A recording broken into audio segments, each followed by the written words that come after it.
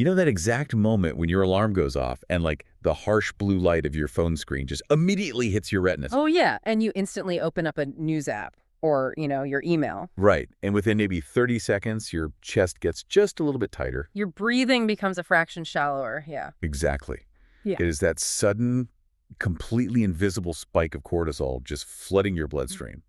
Your brain immediately shifts into crisis mode, not because there is a literal tiger in your bedroom, but because you are attempting to absorb the weight of a very complex, very troubled world. And you're trying to do all of that all at once before you have even had a cup of coffee. It's brutal. And I mean, that biological mismatch is exactly why we are doing this deep dive today. Because it really is the defining psychological experience of our current era, isn't it? It is. Biologically, we are essentially walking around with Paleolithic hardware trying to process a 24-hour globalized feed of catastrophic data. Yeah, we were evolved to scan the horizon for like immediate, localized physical threats. Right. We were not built to mentally carry the burden of distant geopolitical crises, macroeconomic instability, and whatever disaster is trending on social media. It's just too much. The sheer velocity of this information puts the human nervous system into a constant state of low-grade and, honestly, sometimes severe panic.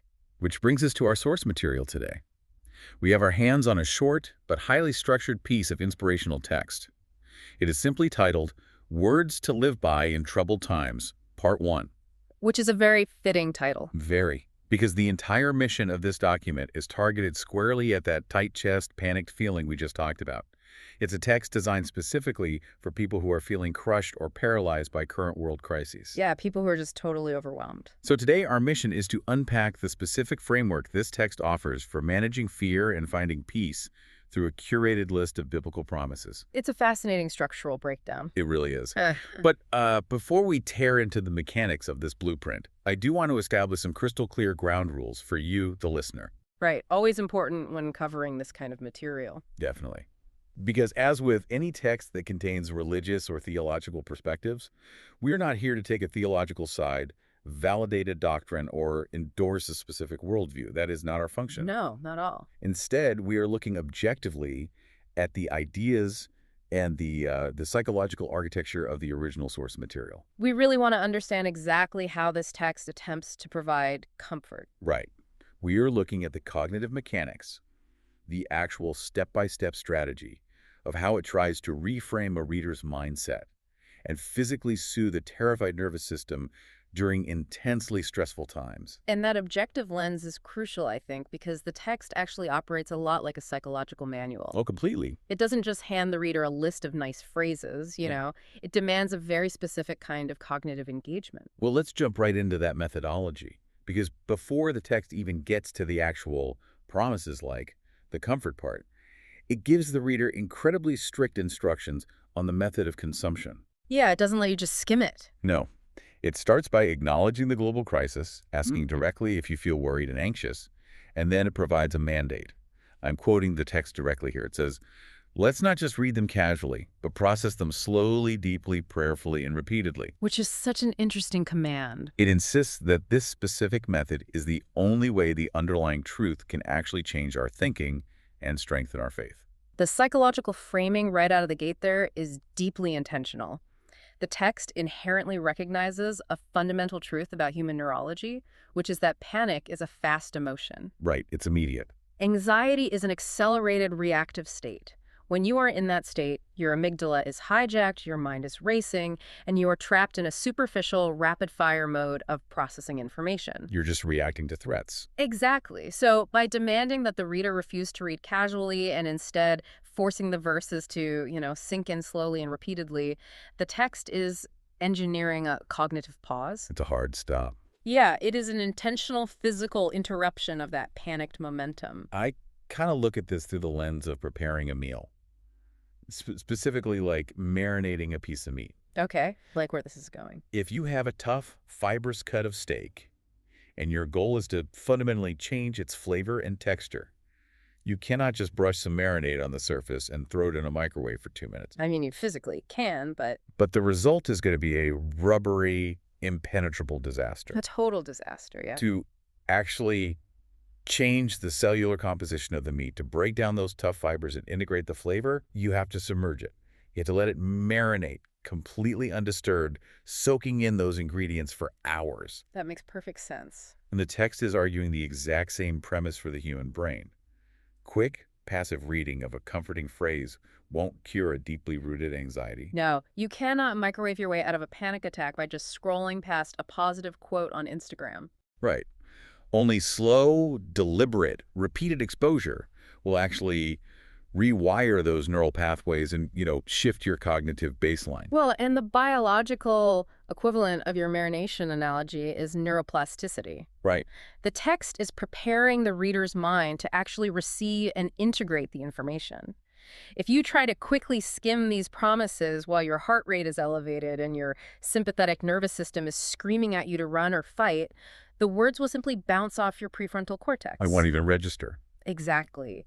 The instruction to slow down, to process deeply and repeatedly, forces the reader's physiology to downshift into a parasympathetic state, the rest and digest mode. It ensures the reader is in a biologically receptive state before the heavy lifting of the actual promises begins. And that heavy lifting is where the architecture of the text gets really fascinating. It really does. Because once the mind is supposedly primed and marinated, the text deploys its first strategic perimeter of promises. Yeah, the first wave of defense. And these are drawn from the books of Isaiah, Zephaniah, and 2nd Chronicles. Reading through them, I was struck by how muscular and honestly aggressive they are. They are entirely focused on neutralizing external threats. For instance, it brings in Isaiah 54.17, which boldly declares that no weapon formed against you shall prosper, and adds that every judging tongue will be condemned. A very strong visual. Yeah, the text calls this absolute protection the heritage of the servants of the Lord. Then it layers on Zephaniah 3, asserting that God will personally deal with oppressors and entirely remove the fear of harm. The strategy here is to confront the reality of conflict head-on. It doesn't offer a sanitized view of the world. No, it doesn't sugarcoat it. It openly acknowledges that weapons exist, that judgmental tongues are active, and that oppressive forces are currently operating. But it seeks to neutralize the fear of those elements. I have to pause here, though, and look at the mechanics of that neutralization. Because there is a massive cognitive dissonance that a modern reader has to bridge. What do you mean? Well, the text explicitly acknowledges that we live in a troubled world full of tangible crises. And for you, the listener, living in a troubled world means there are literal weapons. Yeah, there are actual oppressors, whether they are physical actors or, systemic forces crushing your livelihood. Right. So how does this text expect a rational human being to reconcile the terrifying, observable reality of external threats with this absolute, categorical promise that no weapon will prosper? It's a big leap.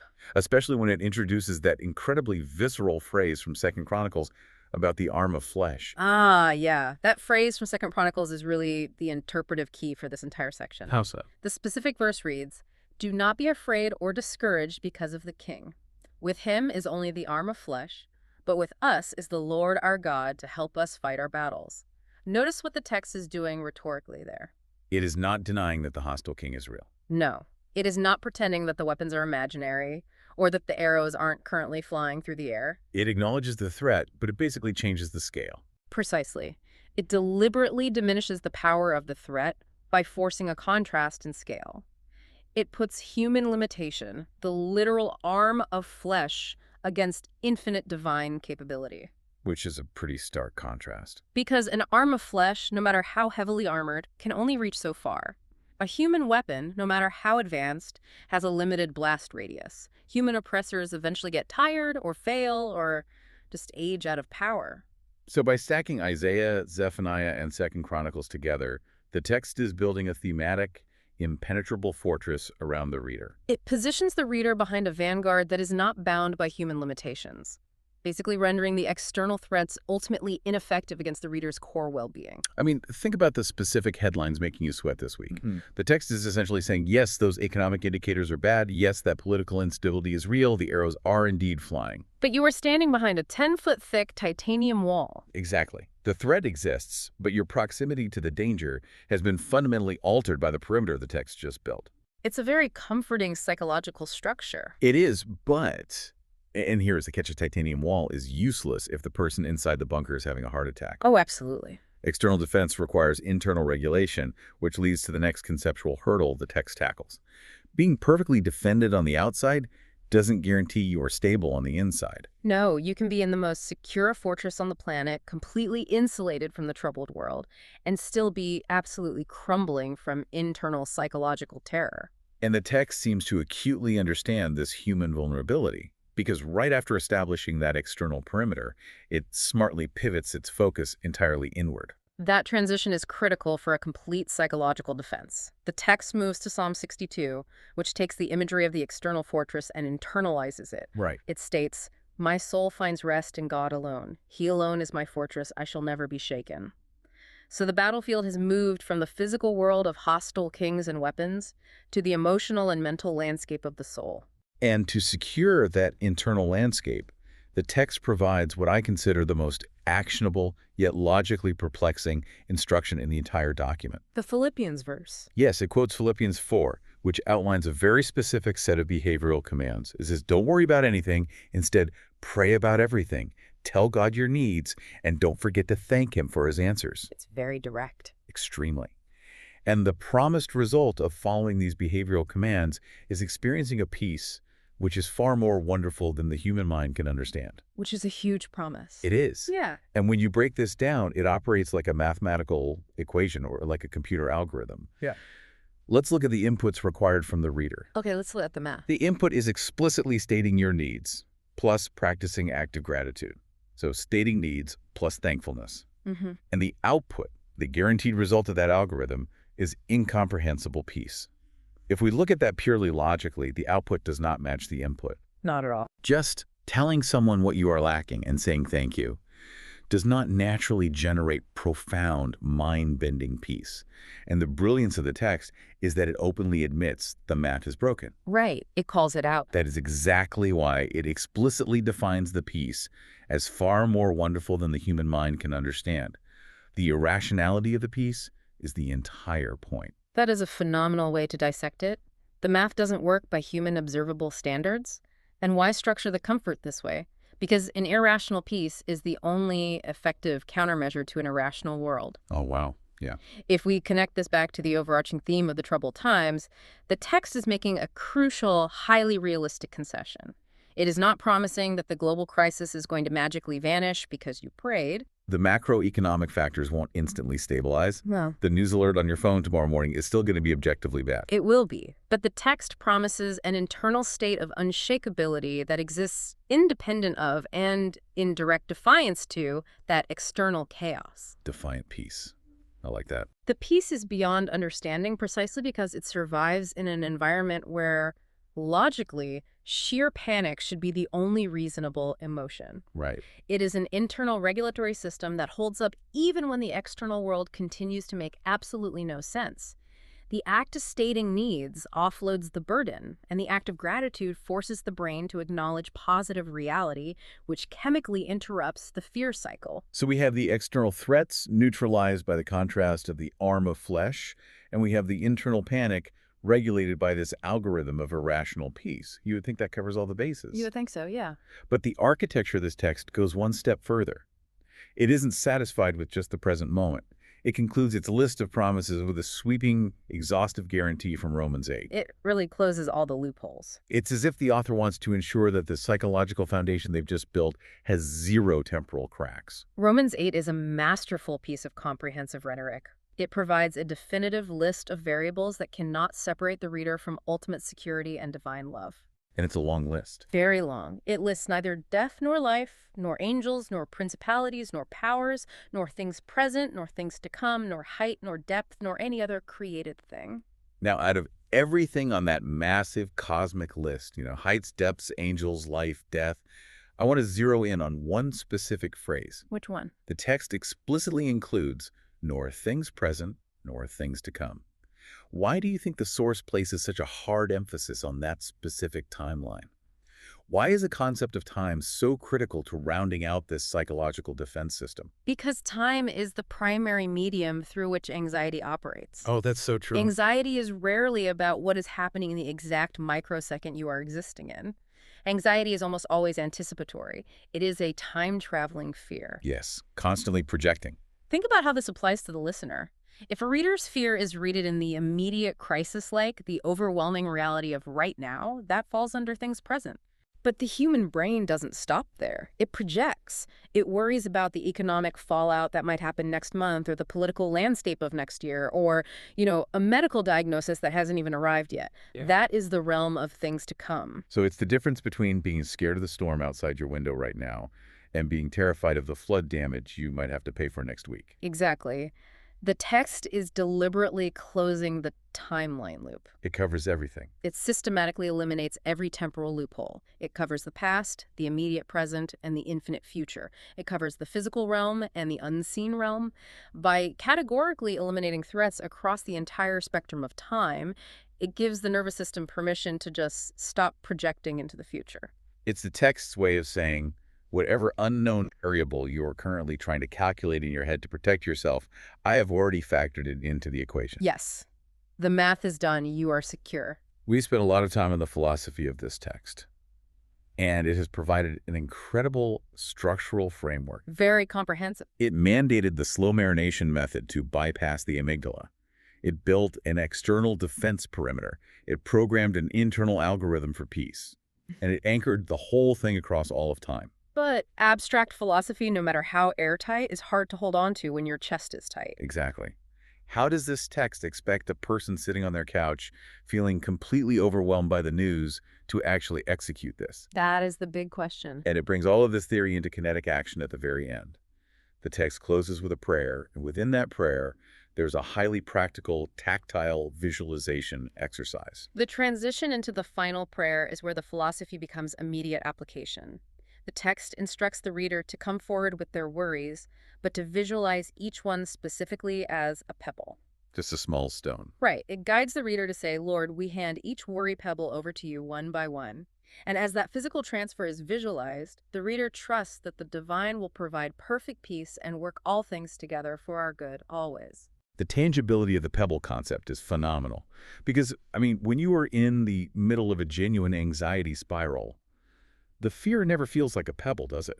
No, not at all. It feels like a massive, unmovable, crushing boulder sitting directly on your lungs. Right. Abstract anxiety is heavy, like the global economy is a boulder. Yeah, the future of my career is a boulder.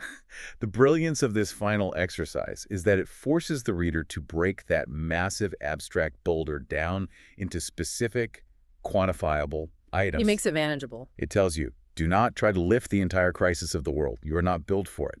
Break it down into small, individual, manageable stones. Identify them, and then physically visualize taking them out of your pocket and handing them away. What the text is asking the reader to do is a beautifully articulated form of cognitive offloading. Cognitive offloading, I like that term. Because human working memory has a strict capacity limit. When you try to hold massive abstract fears in your mind simultaneously, your cognitive bandwidth completely maxes out, resulting in paralysis. You just freeze. Exactly. This worry pebble exercise is the practical realization of the instruction we saw earlier, the command to tell God your needs. It demands specificity. It forces you to name them. Yes. And it is also the ultimate culmination of that slow, deep processing requested at the very beginning of the document. You cannot hand over pebbles one by one if you are rushing. No, it forces you to slow down. By forcing the reader to visualize handing over their worries individually, they are engaging in an active, deliberate transfer of their mental burden to a system built to handle it. They're emptying their pockets so they can actually walk forward. They are taking the weight of the troubled world off their own limited arm of flesh and transferring it to the infinite vanguard we discussed earlier. That's a great way to put it. So let's step back and look at the entire machinery of this deep dive. We started with a source text that perfectly diagnoses the modern human condition, that biological reality of being chronically overwhelmed by a world perpetually in crisis. And it didn't just offer hollow platitudes or, toxic positivity. No, it offered a rigorously structured psychological system. It advocated for a slow, deliberate marination of the mind, actively refusing to let us speed read our way through our own panic. Right. It built an external perimeter of promises that neutralized the power of real-world threats by contrasting them with human limitations. It then moved inside the perimeter, providing a counterintuitive algorithm for internal peace, using gratitude and specificity to secure the reader's soul even when the external world is objectively shaking. And it sealed all of those mechanisms with an exhaustive temporal guarantee, ensuring that nothing in the immediate present or the unknown future can bypass the security system. And it ultimately grounded all of that high-level architecture in a beautifully tactile, immediately executable visualization, the deliberate handing over of worry pebbles. The utility of this text for you, the listener, really cannot be overstated. Whether your anxiety is currently tethered to a global geopolitical crisis dominating the front page, or you are simply facing an incredibly demanding, stressful week in your own home, the mechanics of this strategy hold up. They really do scale to whatever you're facing. The deliberate act of slowing down your information intake, intentionally interrupting your own panic cycle, and actively compartmentalizing abstract doom into manageable, transferable pieces. It is a powerful framework for navigating reality. It takes the shapeless, crushing terror of the unknown and gives your mind something to actively, purposefully do with its hands. Exactly. And as we wrap up this deep dive, I want to leave you with a final thought to ponder a slightly new angle on the logic we've just unpacked. Okay, let's hear it. We've talked extensively about how this text asks you to offload the fear of the future to secure your peace in the present. But consider the secondary effect of that transfer. The secondary effect. Yeah. If you actually took a moment today to visualize your absolute biggest, most paralyzing fears about tomorrow as nothing more than small pebbles, and you successfully handed them completely out of your possession, what happens to all that suddenly freed up cognitive space? Oh, wow. If you are no longer burning all your mental bandwidth, trying to defend yourself against a future you cannot control, does the act of offloading that fear, paradoxically, make you infinitely more capable, more focused, and more dangerous to the actual problem sitting in front of you today? That is a really compelling question. Think about how much lighter and how much stronger you could walk through this troubled world.